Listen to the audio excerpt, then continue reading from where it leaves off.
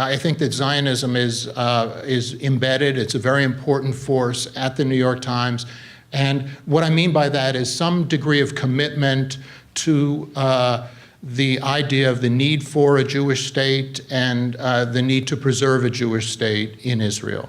You'll notice recently that John Kerry and Dan Shapiro from the State Department have both said, we're approaching this one-state reality. Well, they've gotten no support from the leading American newspaper to explain what that one-state reality is. So the Times has sort of abandoned this kind of vital journalistic function of telling people what's going on in this kind of most important American relationship that exists. I think that there is something very cruel about maintaining the illusion about the two-state solution, because it is it's saying that, these horrible conditions, they're just temporary.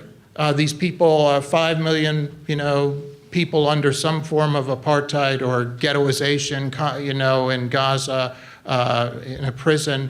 We're gonna take care of that soon. And so it's prevaricating about a tremendous human rights atrocities all the time. It's white Citizens Council journalism.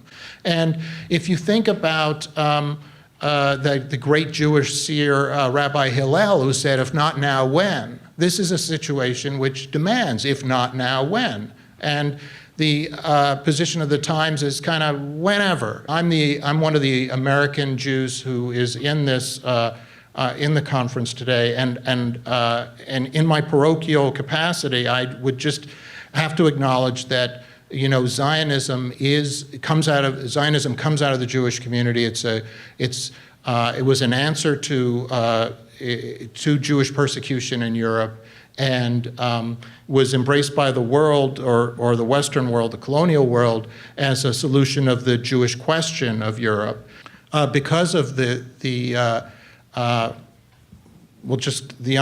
the 50-year occupation.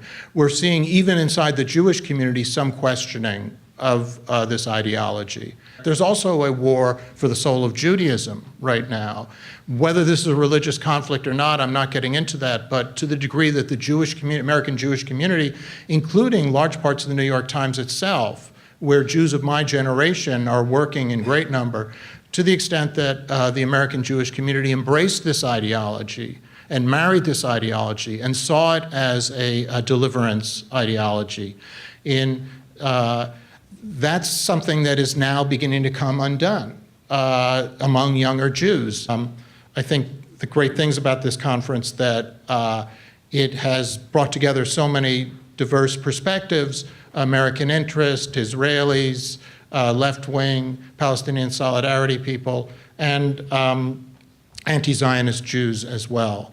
And I think that, again, just to return to what I said at the beginning, this gives our community tremendous power from the storytelling journalistic perspective. We are the ones who are developing this information, who are working through these extremely difficult questions of anti-Semitism, anti-Zionism, separating those.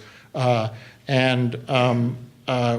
are developing experience about talking about these things, and that will also make us information leaders.